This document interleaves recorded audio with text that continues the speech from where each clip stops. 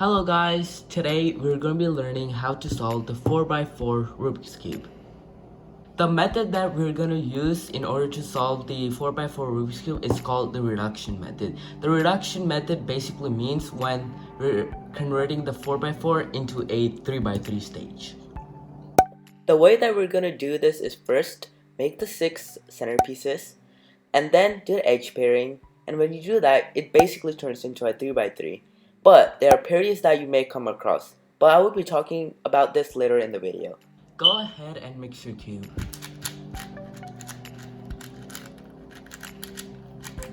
So in order to solve the white centerpiece, what we have to do is make a bar like this. And since we made a bar, just bring it to any location, for example this, and look for another white piece. For example, this white piece has to be paired with this white piece. So the way that it can be paired is by like rotating it around and putting these pieces right here and doing that, and there you go. That's how we make a white piece. After making the white centerpiece, now we have to make the yellow centerpiece. So just like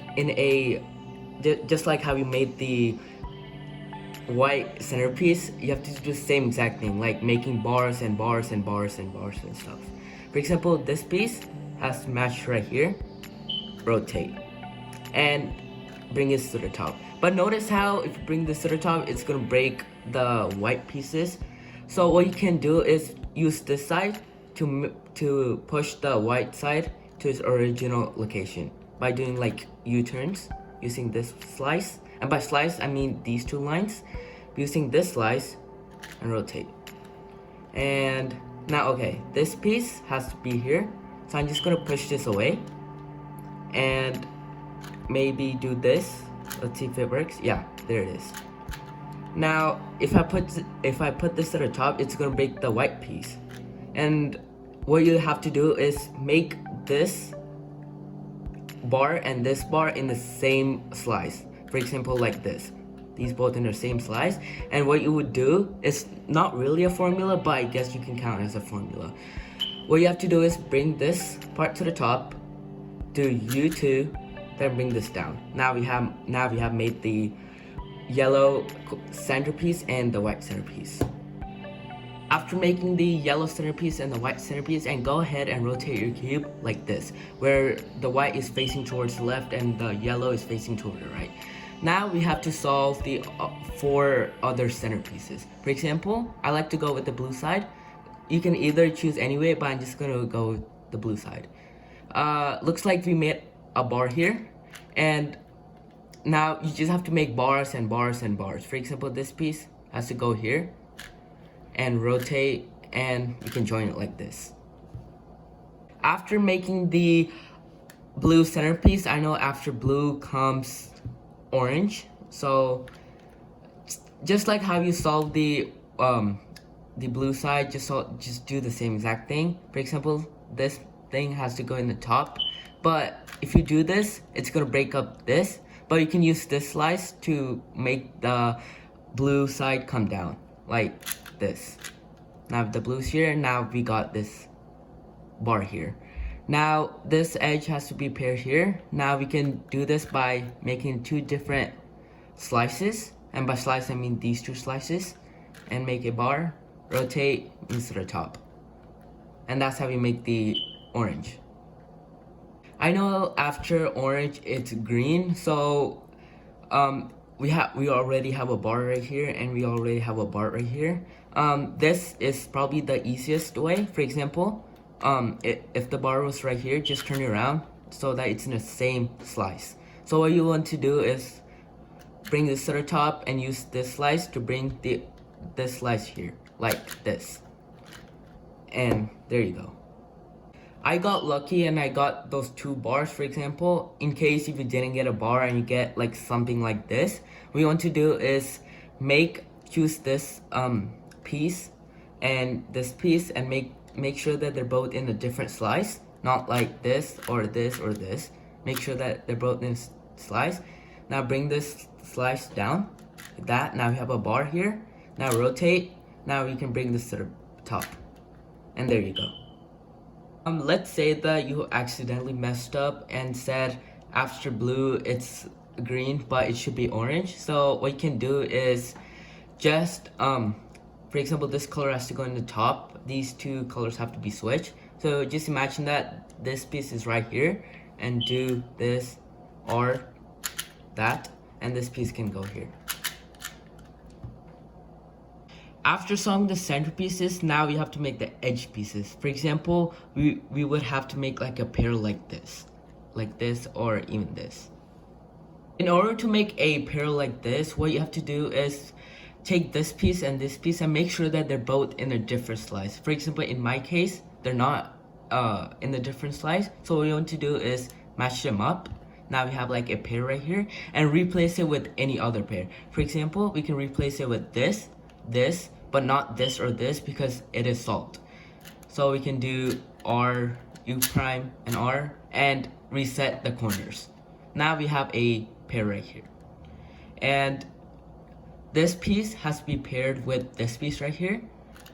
And looks like they both are in the same slice. So what you can do is turn either this around or this around 2 times. For example, like this. And what this does is it makes these two slices in a different slice, if that makes sense. For example, this slice is on this slice in a different slice. So we can pair it up. Now we have like a edge pair right here and replace it with any. I can replace it with this, but not this or this because they're solved. And reset the corners. Sorry, centers. Looks like this edge piece has to be paired with this edge piece right here. And they're both in a different slice. Turn it around 2 times. Now they're both in a different slice right now. Make a edge piece. Now replace it with, let's say this. Okay. And reset the centers. And let's take this piece. This piece has to be paired with this piece right here. Now we made a pair right here. I'm gonna replace with this and redo the centers. And this piece has to be paired with, looks like this piece right here. And since they're both in a different slice, make a pair and replace it with any. And undo the center pieces. When you will get to the last 2 edges, you may realize that there's nothing else to swap it with because all the colors are solved. So what we have to do is just execute an algorithm.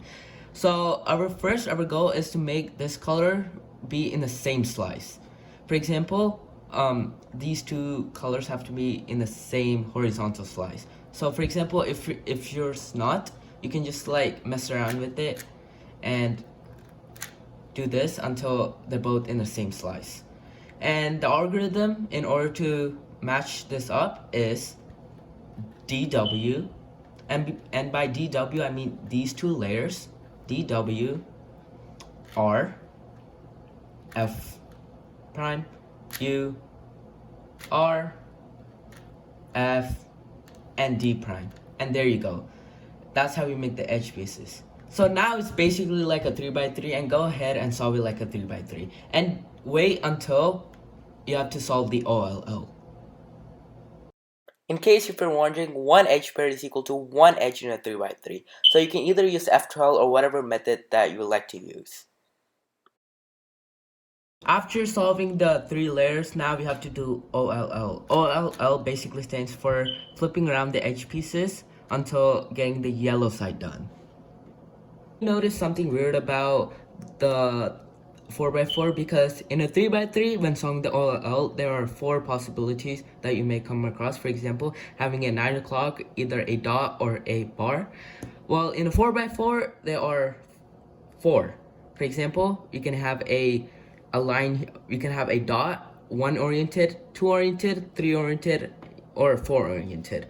For example, if you have 1 oriented, which is not possible in a 3x3, there's this formula that you have to do, which is called an OLL parity. It's the same thing also when 3 of them oriented. For example, this piece is flipped and this piece is flipped. So what you have to do is just execute an algorithm. What this algorithm does is it flips one of the edges around, making, for example, if we were to flip this, it would be like a 9 o'clock. If we were to flip this, it would be a bar, and yeah. So the formula is RW, U2, and X means face whatever is in the bottom. So rotate, RW, U2, RW, U2, RW prime, U2, LW, U2, RW prime, U2, RW, U2, RW prime, U2, and R prime. And now we have a 9 o'clock place here. Put it on the bottom left and solve how you would a 3x3. Now it's just a 3x3 OLL. Now just solve it as you would solve it in a 3x3. After doing that, you may come across this way when two of them have to be switched and these two corners are solved.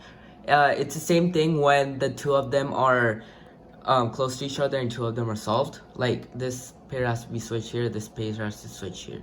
And there's the algorithm to fix it. So the algorithm is 2R2, and basically 2R2 is these layers right here.